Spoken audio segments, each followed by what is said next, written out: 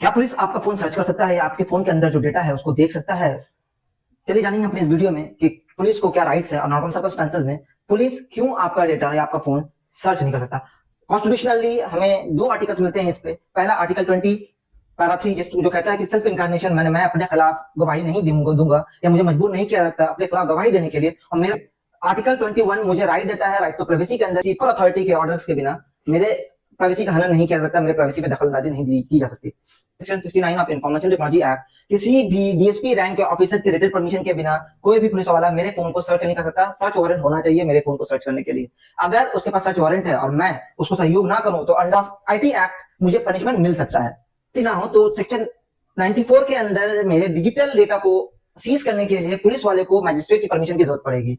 अगर कोई बंदा, कोई पुलिस वाला बिना मैजिस्ट्रेट के परमिशन का, बिना अर्जेंसी प्रूफ किए मेरे डेटा को, मेरे डिजिटल चीजों को सीज करता है तो उसके खिलाफ कार्रवाई हो सकती है।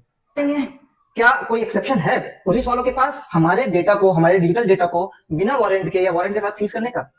अगर हमें अरेस्ट किया था बीएनएस एक्ट में तो हमारा फोन भी लिया जा सकता है, उसको सीज किया जा सकता है, बट हमारे डेटा के साथ छेड़छाड़ नहीं होगा, हमारे डेटा को टच नहीं किया जा सकता बिना वारंट के।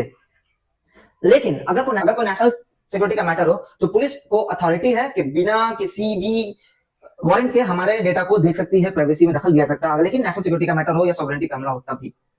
या फिर अंडर सेक्शन 185 अगर कोई डेटा पुलिस वालों को शक हो कि भाई हम कोई क्रूशियल डेटा अपने फोन से डिलीट कर सकते हैं, अंडर बीएनएसएस एक्ट 185 सेक्शन के, वो हमें हमारा डेटा अर्जेंसी प्रूफ करके कब्जे में ले सकते हैं, सीज कर सकते हैं। कुछ लैंडमार्क केसेस ऐसे हैं जहां पे Amish Kumar versus state of Bihar के केस में पुलिस वालों को कोर्ट एडवाइस किया कि आप आर्बिट्री अरेस्ट से बचें।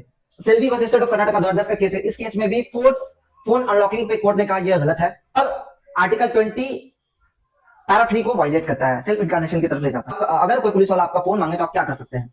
पहली चीज, पैनिक नहीं कीजिएगा, ठंडे दिमाग से पहले उससे पूछिए कि उसके पास क्या कोई वारंट है आपके फोन को लेने का, कब्जे में लेने का। दूसरा, उसका रैंक चेक कीजिए, इंस्पेक्टर से कम रैंक ऑफिसर आपका फोन नहीं ले सकता। तीसरा, उसका बैच नंबर वगैरह देख लीजिए, उसका नाम वगैरह देख लीजिए। और चौथा, अपने लॉयर से कंसल्ट किए बिना कोई भी अपना कंसेंट खुद मत दे दीजिए।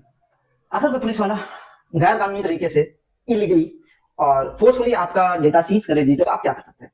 पहली चीज, under section 94 sub section 3 simply कहता है कोई भी इलीगली कलेक्ट किया गया डेटा एडमिसिबल नहीं होगा कोर्ट में। दूसरा, अगर वो आपका डेटा इलीगली फोर्सफुली कब्जे में लेता है तो आप उसके खिलाफ बीएनएस एक्ट सेक्शन 220 के तहत रॉन्गफुल कंफाइनमेंट का केस कर सकते हैं और आईटी एक्ट 66 के तहत प्राइवेसी का वायलेशन का भी केस कर सकते हैं। पुलिस वाले के पास पावर है कि वो आपका डेटा सीज कर सकता है, बट आप अपने राइट्स को जाने, हर सर्कमस्टेंसेस में नहीं, कुछ सर्कमस्टेंसेस जहां कर सकता है, तो अपने राइट्स को जाने, उनको एक्सरसाइज करें। Thank you.